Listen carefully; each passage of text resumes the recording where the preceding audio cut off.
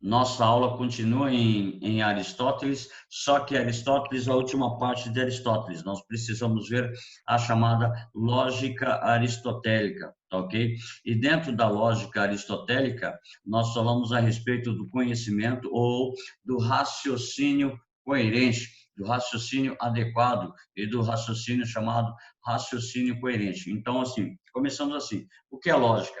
A obra de Aristóteles dedicada à lógica chama-se Analíticos. Trata-se da análise do pensamento nas suas partes integrantes. Então, a ideia é fundamental, que a lógica analisa a ideia do pensamento e das possibilidades de desenvolvimento de uma argumentação. Deixa eu ver aqui.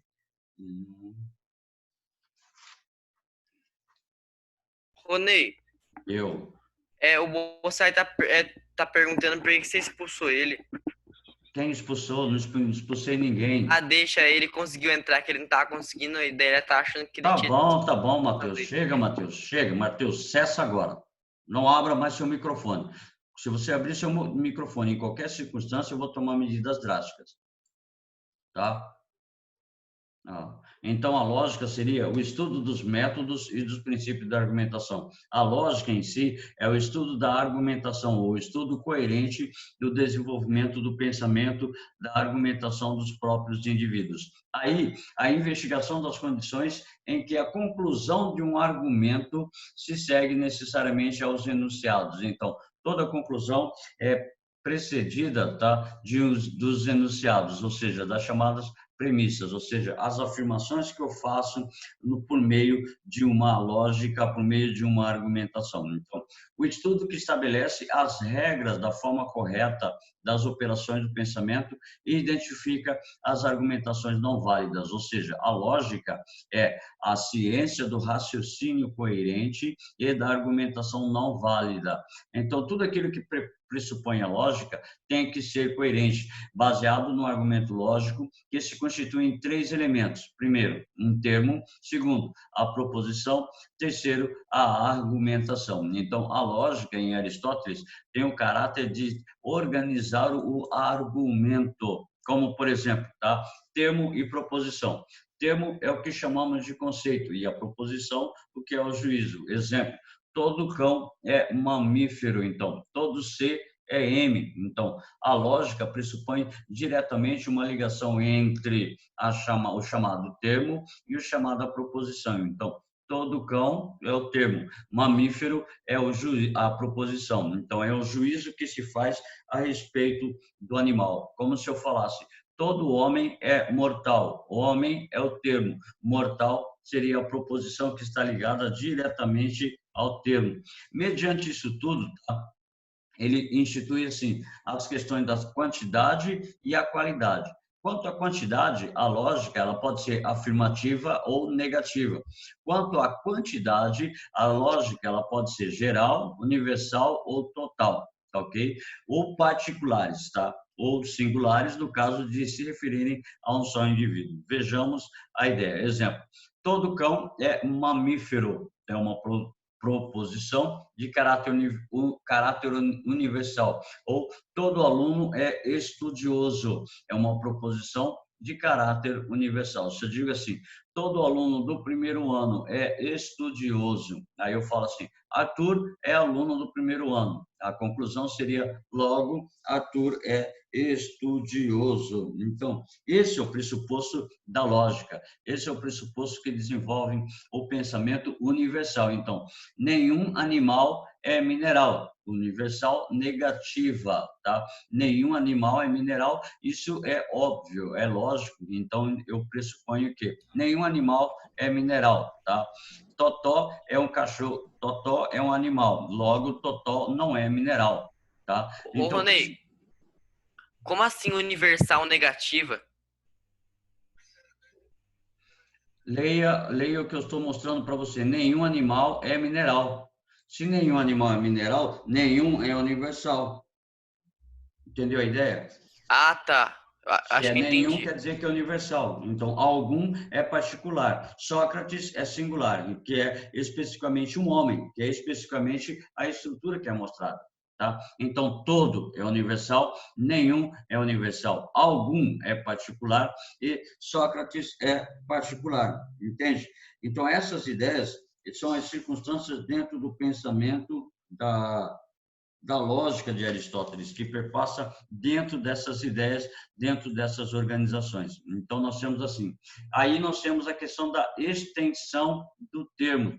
É a amplitude de um termo. Ele é universal, ou ele é particular, ou ele é singular. Por exemplo, todo paulista é brasileiro. Então, quer dizer que todo P é B. Todo paulista é brasileiro, tá?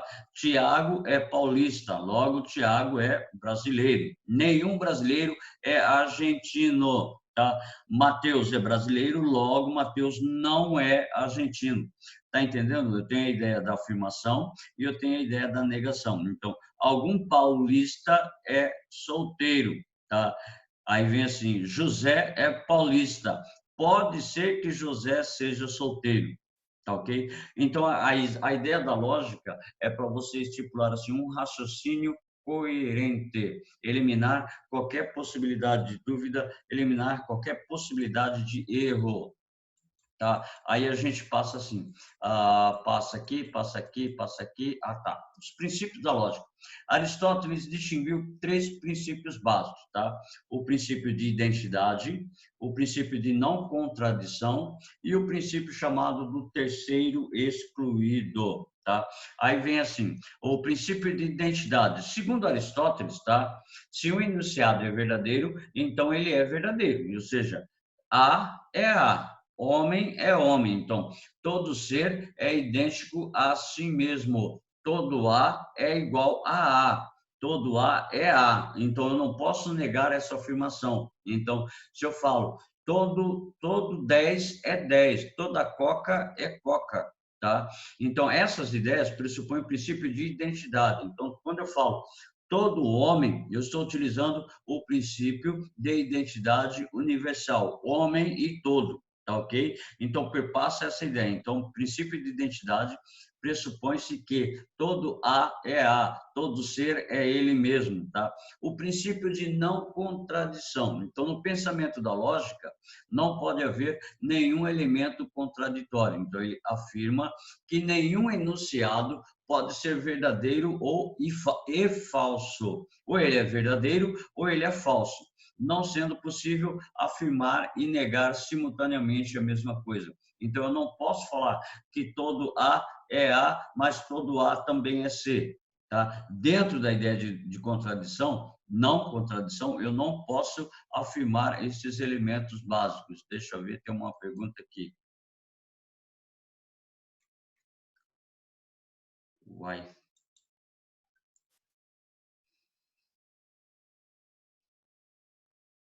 Ok. Certo? Então, esse é o princípio de não contradição. Dentro de um argumento, o argumento ou ele é verdadeiro ou ele é falso. Se ele é verdadeiro, ele é verdadeiro. Se ele é falso, ele é falso. Ele não pode ser verdadeiro e falso ao mesmo tempo. Caso contrário, não seria um elemento lógico, não seria um elemento fundamental. Então, o princípio do terceiro excluído afirma que um enunciado ou é verdadeiro ou é falso. Tudo bem, já sabemos. Não havendo um terceiro valor, não pode haver um terceiro argumento, tá? Ou seja, não há proposições meio certas, ou é certo ou é errado, não existe um meio certo, não existe um pressuposto de mais ou menos, tá? Aí vem a argumentação. A argumentação é um discurso em que encadeamos proposição para chegar a uma conclusão. Primeiro exemplo, tá? O mercúrio é um metal, essa é a premissa maior, o termo maior, tá? Ora, o mercúrio não é sólido, tá? Premissa menor. Logo, algum metal não é sólido, ou seja, eu vou chegar a uma conclusão que é verdadeira. Então, o mercúrio é um metal, sim, mas ele é um metal não sólido. Portanto, algum metal não é sólido. Eu não posso falar que, logo, todos os metais não são sólidos. Eu não posso falar que todos os líquidos, todos os mercúrios são sólidos, ou seja, eu não posso criar um princípio de contradição, eu não posso criar um princípio de negação dentro da própria conclusão que eu cheguei, ou seja, outra situação. Aristóteles denomina esse tipo de proposição, esse tipo de afirmação que nós falamos aqui, o mercúrio é metal, ora, o mercúrio não é sólido, logo, algum metal não é sólido, ele chama de silogismo, tá? Esse tipo de argumentação ele denomina de silogismo. Conforme a posição que ocupam na argumentação, os termos podem ser médio, maior e menor, tá? O termo médio é aquele que aparece nas premissas e faz a ligação entre os dois termos. Mercúrio, tá? O termo médio, tá? Liga metal e sólido. Olha aqui, todo mercúrio, e vem aqui metal e sólido. Portanto, essa é a ligação entre o termo médio. Tá? O termo maior é aquele que aparece na premissa maior, ou seja, conclusão, metal. Tá? O termo menor é aquele que aparece na premissa menor e na conclusão. Ou seja, existem elementos ou formas de poder argumentar adequadamente onde você vai instituir uma regra. Tá? Isso que Aristóteles quer dizer é uma regra para o pensamento, uma regra para o raciocínio. Tá? Exemplo, todos os cães são mamíferos, todos os gatos são mamíferos. Logo, todos os gatos são cães. Isso é um erro, tá ok? Olha aqui, ó, nesse silogismo, a premissa são verdadeiras e a conclusão é falsa, tá ok? A argumentação, então, é inválida. Então, todos os cães são mamíferos. Totó é um mamífero, logo Totó é cão. Também é errado. Então, todos os cães são mamíferos. Então, Totó é um cão, logo Totó é mamífero. Então, seria adequadamente a resposta correta. Portanto, a respeito desses elementos, significa que a argumentação ela tem que ser adequada. Terceiro exemplo, todos os homens são louros. Pedro é homem, logo Pedro é louro. Tá? O argumento em si estaria correto, só que a primeira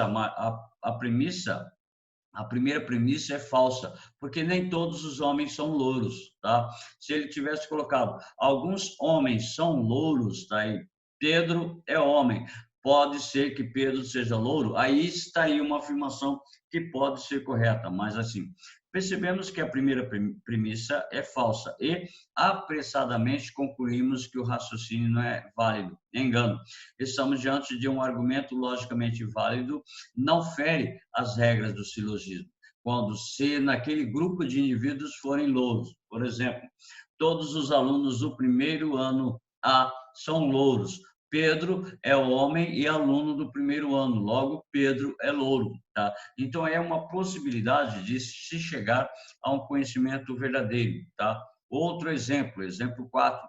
Todo inseto é hexápode, ou seja, tem 6 patas. Ora, todo inseto é invertebrado. Logo, todo hexápode é invertebrado. Neste caso, todas as proposições são verdadeiras. No entanto, a inferência é inválida, porque eu não tenho, logicamente, um desenvolvimento de uma ideia. Deixa passar o avião.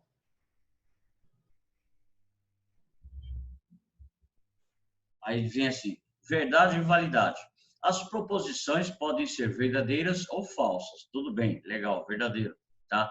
Uma proposição é verdadeira quando corresponde ao fato que expressa, ou seja, ela é verdadeira quando ela está ligada diretamente à proposição expressa como verdade.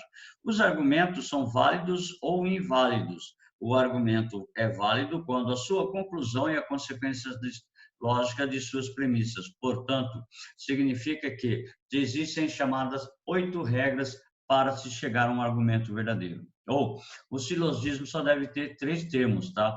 Primeiro, segundo e terceiro termo. Primeira premissa, segunda premissa e a conclusão. De 2 premissas negativas, nada se resulta. Tá? De 2 premissas particulares, nada se resulta. O termo médio nunca entra na conclusão. Tá? O termo médio deve ser pelo menos uma vez total. Nenhum termo pode ser total na conclusão, sem ser total nas premissas. Então, não posso falar que todo cachorro late, sendo que nas premissas anteriores eu afirmei que nenhum cachorro late. Então, não pode haver essa ideia, tá?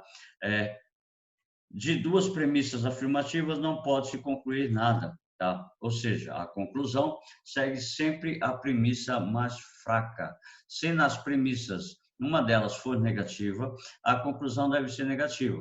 Se uma for particular, a conclusão deve ser particular, como aqueles exemplos que nós mostramos anteriormente, tá?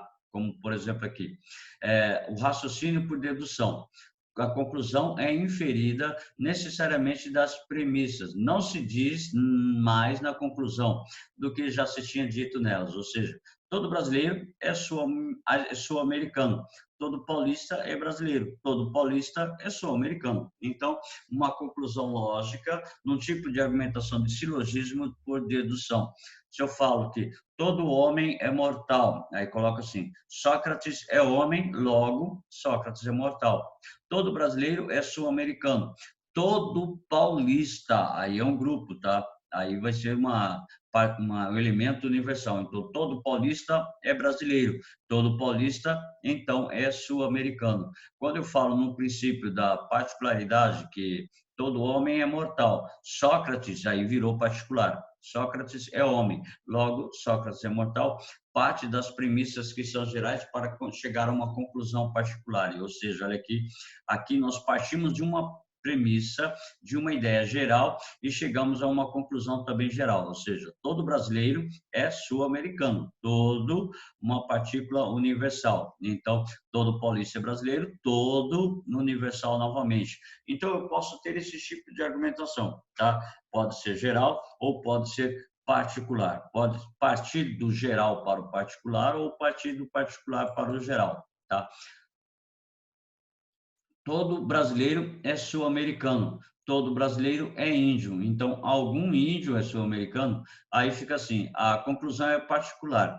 Nem sempre a dedução aparece assim estruturada. Por isso, precisamos montar o argumento para identificá-lo. Então, todo, algum. Então, do geral para o particular. Então, pode ser que seja válido. Mas a segunda premissa não é válida, porque nem todo brasileiro é índio. Então, é um argumento, um silogismo falso, uma ideia que seria chamada de silogismo falso. Tá ok? Exemplo, na prova de física, uma questão se referia a um caso específico, de qual foram fornecidos os dados no enunciado. Os alunos deveriam lembrar de uma lei e aplicá-la aos dados a fim de resolver o problema. Trata-se do raciocínio dedutivo, pois a lei é geral, foi aplicada a um caso que é particular. Então, é exatamente essa a ideia fundamental. A dedução é um modelo de rigor, mas é estéril, na medida em que não ensina nada de novo, apenas organiza o conhecimento, apenas organiza o pensamento. Aí vem assim, no caso da indução, tá? Chega-se à conclusão a partir de evidências parciais, ou seja, a indução completa é aquela em que há condições de ser examinado cada um dos elementos no conjunto.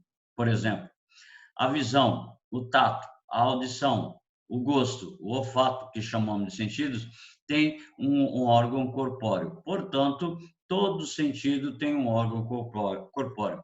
Então, é um elemento da indução, onde eu vou partir dos elementos particulares para chegar aos elementos universais. Então, a visão, eu tenho um órgão, que é o olho. O tato, eu tenho o toque. Tá? A audição eu tenho ouvido, o gosto eu tenho a minha língua, o olfato eu tenho meu nariz. Então é um tipo de argumentação, tá, indutiva, tá? A indução incompleta é aquela em que alguns elementos concluem-se na totalidade, ou seja, esta porção de água ferve a 100 graus e esta outra. Logo, a água ferve a 100 graus, ou seja, eu vou estabelecendo as abordagens através das experiências particulares, tá? Dentro desse elemento fundamental. A gente passa aqui e a gente vem aqui, tá?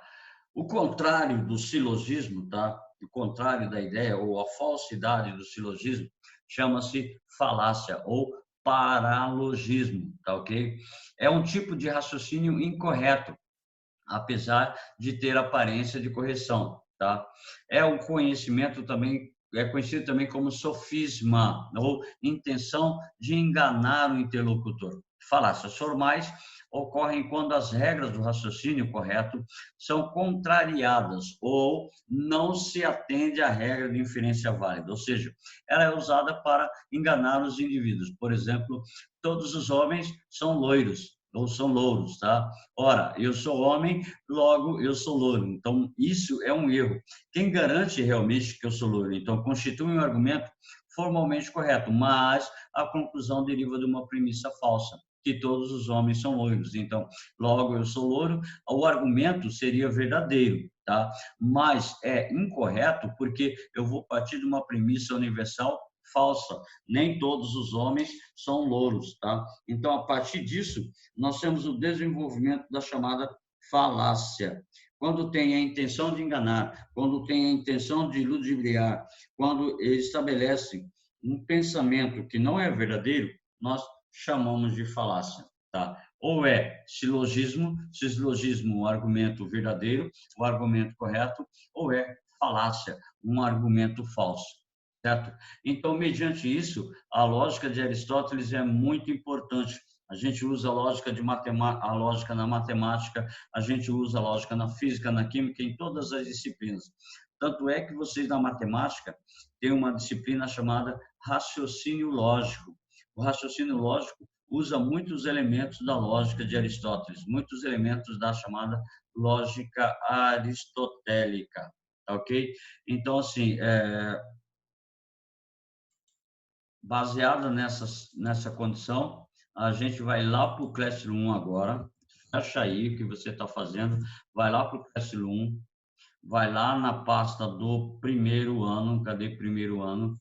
Vai lá na pasta do primeiro ano, vai lá em atividades, entra atividades, atividade filosofia, tá? E lá tem atividade de hoje, tá? Tem 2 indivíduos que já fizeram atividade. Entra no teste de filosofia e vai fazer as atividades neste exato momento, certo?